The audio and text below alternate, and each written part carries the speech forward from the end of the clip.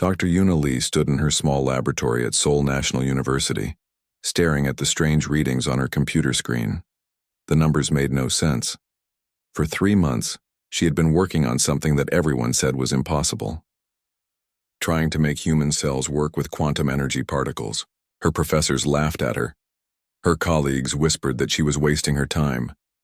But the numbers on her screen told a different story. The tiny sample of her own blood cells glowed softly under the microscope. She had mixed them with quantum particles from her accelerator, expecting nothing to happen. Instead, the cells had changed. They moved faster. They seemed to think. They responded to her thoughts when she concentrated hard enough.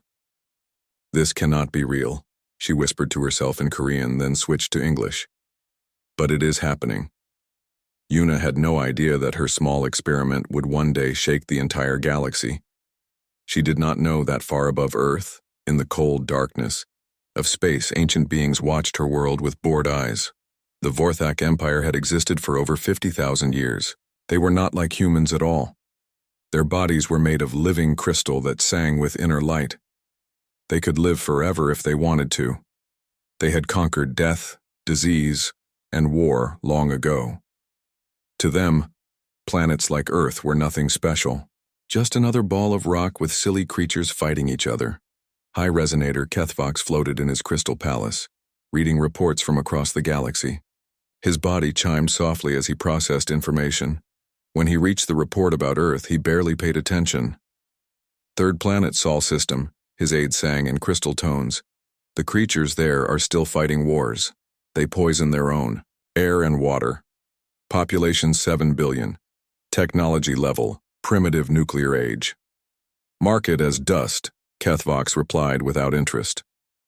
"Another world that will destroy itself before reaching the stars. Check again in 1,000 years." The Luminary Collective thought even less about Earth. These beings had no solid bodies at all. They lived inside stars, feeding on nuclear fire, dancing through solar winds. To them, the small blue-green planet was invisible. They barely noticed anything that was not burning with the power of a sun. In the great star called Rigel, the luminary entity known as Bright Wind Through Flames discussed galactic matters with others of its kind. They spoke in colors and heat, waves, sharing thoughts at the speed of light. "The meat creatures on the small worlds grow restless," Bright Wind said. "Some develop metal shells that fly between planets." "Let them play with their toys," replied another entity called Fireheart of Wisdom. "They will burn themselves out soon enough. We have seen it happen 10,000 times before." The Zeref were different from both the crystal beings and the star dwellers. They had once been individuals like humans, but millions of years ago, they had joined their minds together into one great consciousness. Now there were trillions of Zeref bodies, but only one Zeref mind. They thought with the power of an entire civilization. The great Zeref mind touched Earth briefly, like a giant looking at an anthill. It felt the chaos of 7 billion separate human thoughts, all thinking different things, all wanting different things. The noise hurt. Chaotic, the Zeref mind decided. Unorganized. They waste energy on individual desires. Mark as irrelevant until unified. Probability of successful evolution, 0.003%. While these ancient powers dismissed humanity, Una Lee continued her work. She had no funding, no help, and no one believed in her research. But she had something the great galactic civilizations had lost long ago. Curiosity that burned like fire, and the desperate hope that impossible things might be possible. She worked 18 hours every day. She forgot to eat. She forgot to sleep. Her small apartment near the university became filled with strange equipment that she built from spare parts and old computers. Her family worried about her. Her few friends stopped calling, but the blood cells under her microscope kept changing. They grew stronger. They began to heal damage to themselves in minutes instead of days. When she concentrated very hard, she could make them move in patterns like they were following her thoughts. "What are you becoming?" she asked the glowing cells. They pulsed brighter as if they were trying to answer. She began testing the quantum biological material on larger samples. Skin cells from her arm, hair from her head. Each time, the results were the same. The human cells seemed to love the quantum energy. They absorbed it, used it, became something new.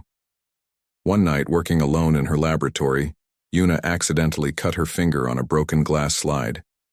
She watched in amazement as the small wound began to heal itself in seconds. She had been breathing the quantum particles for months. Her own body was changing. She looked up through the laboratory window at the stars shining above Seoul. Somewhere out there, ancient civilizations ruled the galaxy with wisdom and power beyond human understanding. They saw Earth as nothing but dust floating in the void.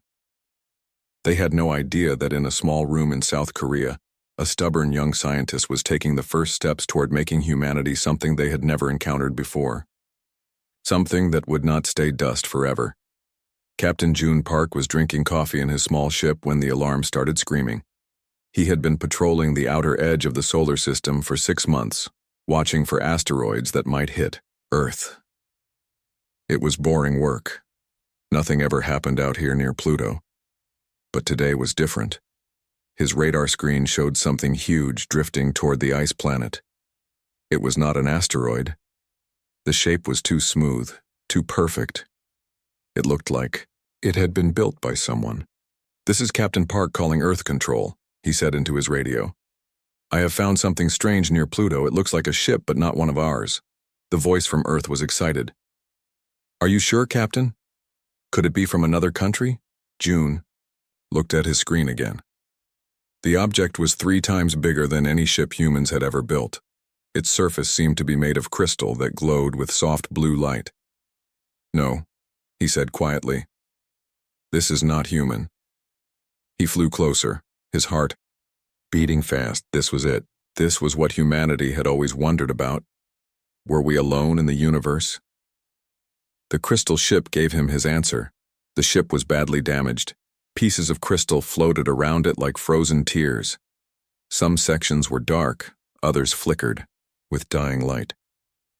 June could see that whatever had built this beautiful ship was in trouble. His radio crackled with orders from Earth. "Do not approach the alien vessel. Wait for instructions." But June saw something that made him ignore the orders. Through a crack in the crystal hull, he could see movement. There were living beings inside, and they were dying. "I cannot wait," he told Earth Control. "They need help now." June docked his small rescue ship against the crystal vessel. The airlock systems were completely different, but he managed to cut through the hull with his emergency tools. Air rushed out of the alien ship, carrying strange smells and sounds. Inside he found them, 3 beings that looked like they were made of living crystal, just like their ship. They were beautiful and terrible at the same time. Their bodies sang with low musical notes, but the songs were weak and full of pain. The largest crystal being looked at June with eyes like blue diamonds. It tried to speak, but the sounds made no sense. Then, to June's surprise, the being placed one crystal hand on his forehead. Suddenly he could understand. "You are not like us," the being said directly into June's mind. "Why do you help?" "Because you are hurt," June replied, not sure if he was thinking or speaking. "My name is June. I am human. I am Subresonator Thysic of the Vortic Empire," the crystal being replied. "We do not understand. Our ship is destroyed. We are enemies to you now. Why do you not let us die?" June was confused. "Why would we be enemies? I do not even know you." This seemed to surprise Thysic. The crystal being sang a few notes to the other 2 survivors. They replied with sounds of amazement. June worked for hours to save them. He gave them water from his ship, though he was not sure they needed it. He shared his food, though they could not eat it. Most importantly, he used his ship's power cells to feed energy into their failing crystal bodies. The Vorthak slowly grew, stronger. As they recovered, they watched June with growing confusion. This small, soft creature was risking his own life to save beings he had never seen before. This was not logical. This was not how civilized species behaved. "Your people," Thysic asked. "They are warriors, conquerors?" "Some of us fight," June admitted. But most of us just want to live in peace and learn new things. We have been hoping to meet other people like you for a very long time. People like us? Thysic's crystal body chimed with something that might have been laughter. Small biological creature, you are nothing like us. We are eternal. We are perfect. We have ruled the galaxy for 50,000 of your years. But even as he said this, Thysic was studying June's rescue ship with great interest. The human technology was primitive, but it was different. It was creative in ways the Vorthak had forgotten how to be. When Earth's military ships finally arrived, they found June sharing a meal with the crystal beings. The human captain was eating a sandwich while the Vorthak absorbed energy from his ship's power core. They were trying to teach each other their languages. The Vorthak were taken to Earth as honored guests. They were given everything they needed and asked only to share stories about the galaxy. But while the human diplomats talked with Thysic, human scientists were secretly studying every piece of crystal technology they could find. Dr. Yuna Lee was among the first to examine a broken piece of Vorthak crystal. Under her microscope, she watched how the crystal stored and moved energy. It was similar to her quantum biological work, but far more advanced. "I can make this better," she whispered to herself. "I can make human cells do what these crystals do." Thysic returned to the Vorthak Empire with strange stories about humans. They were chaotic and unpredictable, but also surprisingly kind. They were primitive, but their primitive minds thought of solutions that advanced minds could not see. "Watch them," High Resonator Kethvox decided. "But do not interfere. They will either destroy themselves or remain trapped on their small world, forever." This was the Vorthak Empire's first mistake. They did not understand that humans learned from everything, especially from their mistakes. 50 years had passed since Captain June Park rescued the crystal beings near Pluto. The old captain was now retired, living quietly on Earth and watching the news with amazement. Humans had spread across the galaxy like seeds in the wind. Ambassador Sojin stood in the great crystal hall of the Galactic Concordat, representing all of humanity. She was young, smart, and very nervous. Around her floated the most powerful beings in the galaxy, crystal Vorthak that sang like musical instruments, energy beings that looked like living fire, and the strange Zareth who spoke with one voice from 1,000 bodies. "Humans of Earth," the High Resonator's voice filled the hall like church bells. "You have broken the ancient laws of expansion. You have taken 47 star systems without permission. This cannot continue." Sujin looked up at the massive crystal being. She had studied their language for years, but speaking to them still felt like talking to a mountain. "We ask permission from no one to explore the universe," she said. "Space is big enough for everyone." The Luminari representative flickered with angry colors. It was a creature made of pure energy, speaking through waves of heat and light. "You spread like infection," it said. "Your kind builds and destroys without thinking. You have no wisdom." "We have been watching your species for 50 years, added the Zareth voice, coming from all their bodies at once. "You are chaos. You fight among yourselves even as you expand. You cannot be trusted with power." Sujin felt anger growing in her chest. These ancient beings spoke about humans like they were children or animals. "We may be young," she said, "but we are not stupid. We have learned to travel between stars in 50 years. How long did it take you?" The question made the aliens uncomfortable. The Vorthak had taken thousands of years to develop space travel. The Luminari had never needed it because they lived in stars. The Zareth had spent millions of years just learning to think as one mind. "Your rapid development is exactly the problem," the High Resonator explained. "You grow too fast. You change too much. You make other species nervous." The Concordat's offer was simple and insulting. Humanity could keep one small group of stars, 12 systems total. In exchange, they must promise never to expand beyond that boundary. They would be given some technology and protection, but they must stay in their corner of the galaxy forever. Sujin listened to the offer with a calm face, but inside she was burning with anger. These aliens wanted to put humanity in a cage. They wanted to keep humans small and weak, like pets. I will take your offer back to Earth, she said politely. But I think I know what the answer will be. The answer came 3 days later.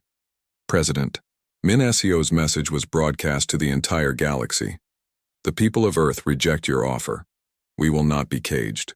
We will continue to explore, to grow, and to build. If you try to stop us, you will regret it. The first battle happened at a small human colony called New Sol. 3 Xerif warships arrived to force the humans to leave. The colony had only 2 small defense ships and a few hundred people. The Xerif expected an easy victory.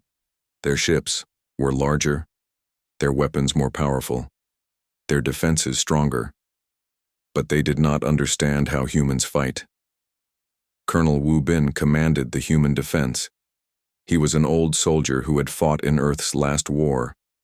He looked at the giant alien ships and smiled. They are bigger than us, he told his pilots. But they think like a computer. They expect us to fight like a computer too. The human ships were tiny compared to the Xerif vessels, but they moved like angry wasps. They flew in patterns that made no sense to the alien minds. When one human ship was damaged, instead of retreating, it flew straight into the enemy ship and exploded. The Xerif were shocked. No civilized species fought like this. No logical mind would waste a ship and crew just to damage an enemy. But the human pilot's sacrifice had destroyed the Xerif ship's main weapon. The second human ship used the confusion to attack the Xerif command vessel. The aliens had powerful shields, but the human weapons were different. They had been built using stolen Vorthak crystal technology combined with human creativity. When the battle was over, 2 Xerif warships were destroyed. The third fled back to report what had happened. The humans had lost both their ships and many good people, but the colony was still free. News of the victory spread through human space like wildfire. In 100 colonies, people cheered and prepared for war. The galaxy's ancient powers had finally been challenged, and humanity had won the first fight. Dr. Yuna Li, now an old woman but still working in her laboratory, watched the news reports with mixed feelings. Her quantum biological discoveries had given humans the technology to fight the aliens, but she wondered if humanity was ready for the war that was coming. The Galactic Concordat met in emergency session. For the first time in thousands of years, they were afraid. These humans did not fight like civilized beings. They were unpredictable, creative, and willing to die for their freedom. Perhaps we should try to make peace, suggested one Vorthak diplomat. No, replied the High Resonator. They are too dangerous to be allowed to grow. We must stop them now before they become stronger. The ancient powers began to prepare for war. They did not yet understand that they had already made their greatest mistake. They had given humanity something to fight for, and something to fight against. The war had been going on for 3 years when Admiral He Wan received her most dangerous mission. She stood on the bridge of her battleship looking at the holographic display that showed the enemy fleet. 100 Vorthak crystal ships waited near the Kepler station, blocking humanity's supply lines to the outer colonies. They have us outnumbered 5-1, her second-in-command said quietly. Maybe we should wait for reinforcements. Heywan shook her head. The colonies will starve if we wait. Besides, numbers do not always win wars. She was right about that.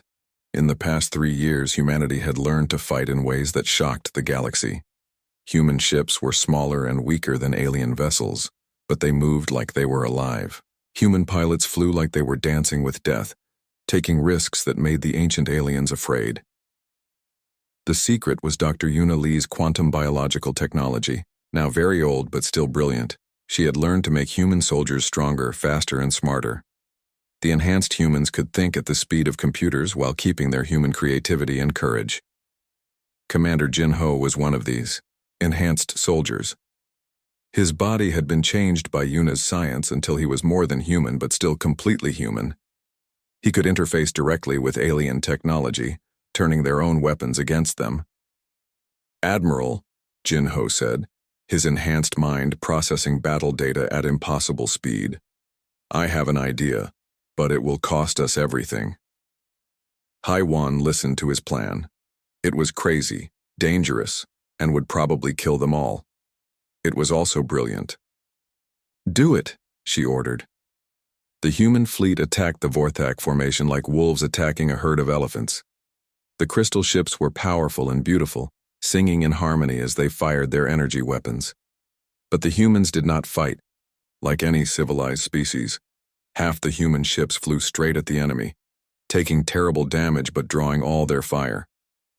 The other half, led by Jin Ho, used the distraction to get close to the Vorthak command ship.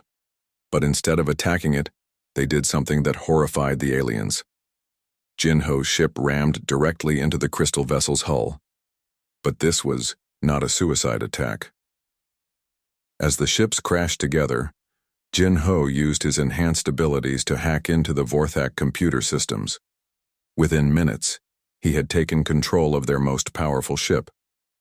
The crystal beings felt their own vessel turn against them. Their beautiful songs became screams of terror as their ship's weapons fired on their own fleet. The Vorthak had never experienced treachery from their own technology.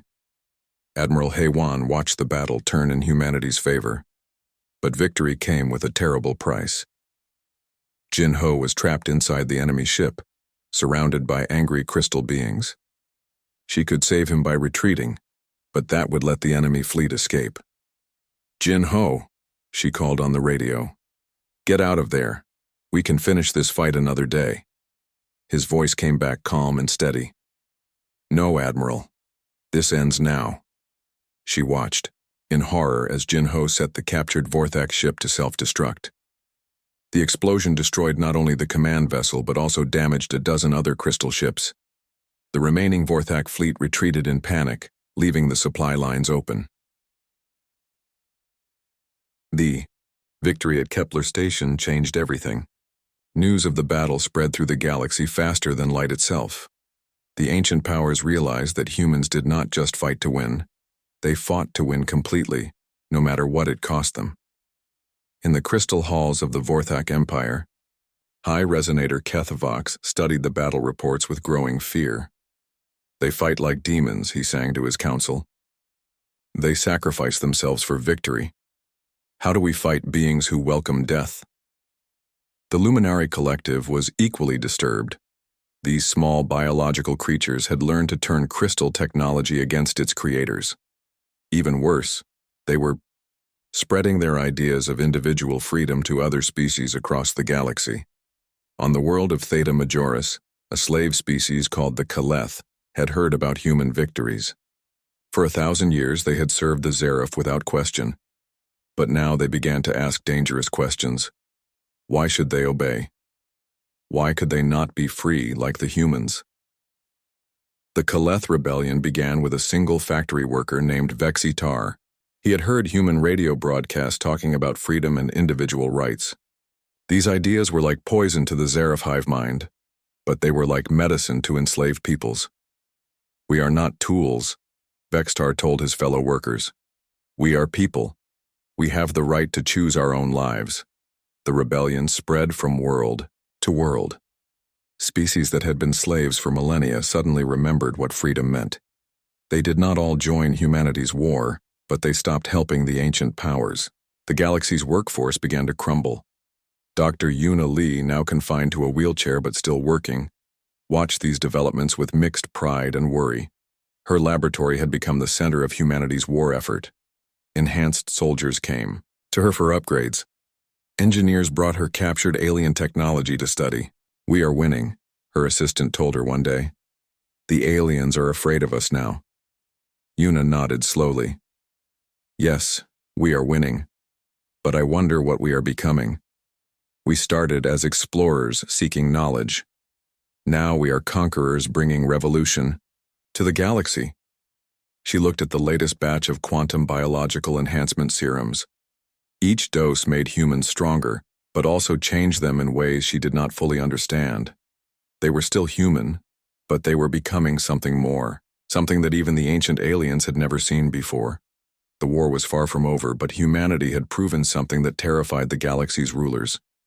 They were not just another primitive species that would destroy itself. They were something new, something dangerous, something that could not be stopped by the old rules.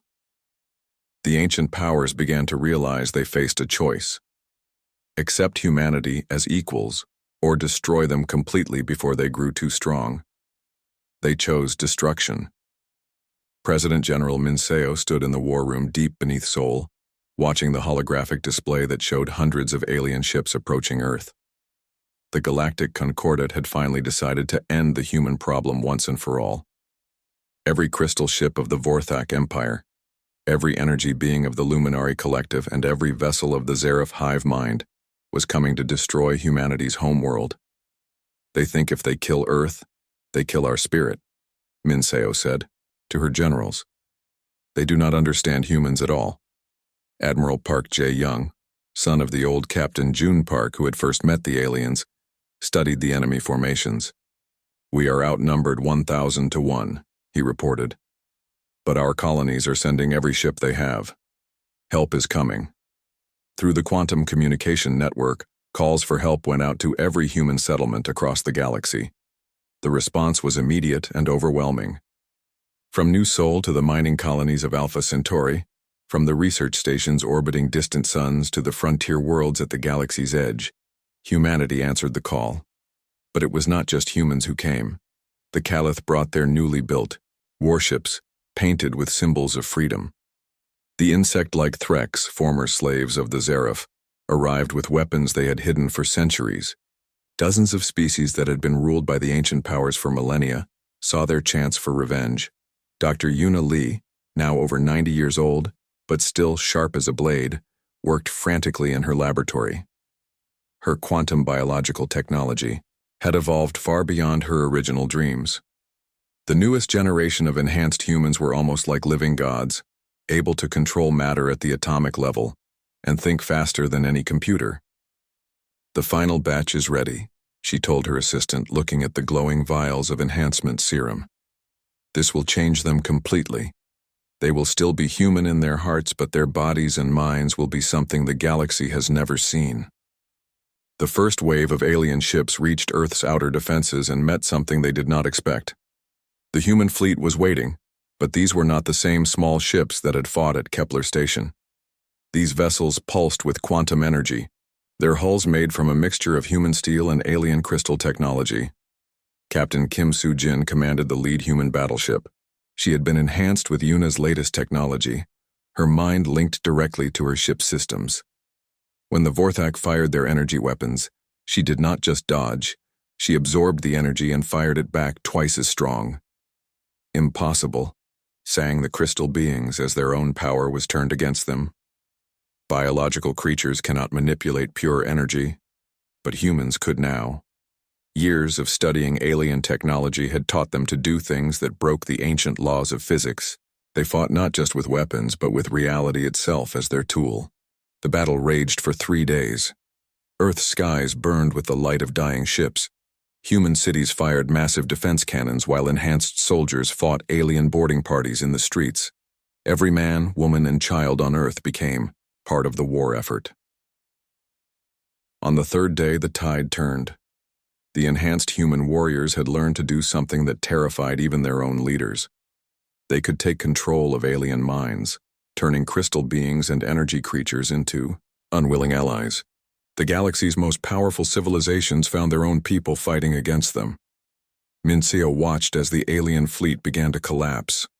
Vorthak ships turned their weapons on each other. Luminary beings fled back to their distant stars. The Zareth hive mind screamed as individual Zareth broke free and joined the human cause. When the battle ended, the ancient powers knelt before humanity. High Resonator Kethvox, his crystal body cracked and dim, spoke for the defeated Concordat. We surrender, he sang in broken tones. We accept human dominion over the galaxy. But tell us, what kind of rulers will you be? Minseo's answer shocked even her own people. We will be the kind of rulers we wished you had been. Fair, but firm. We will give freedom to those who want it, but we will not allow anyone to threaten peace again. The human hegemony was born that day. Former enemies became protectorates under human oversight. The Vorthak were allowed to keep their crystal worlds, but they could no longer rule over other species.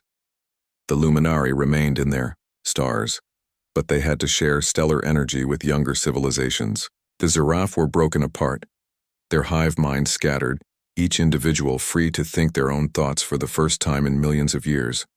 Dr. Yuna Lee lived to see humanity's victory, but she did not celebrate.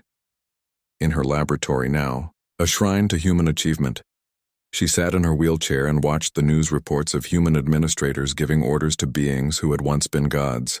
"We won," her assistant said happily. "We rule the galaxy now." Yuna nodded slowly, but her eyes were sad. "Yes, we won.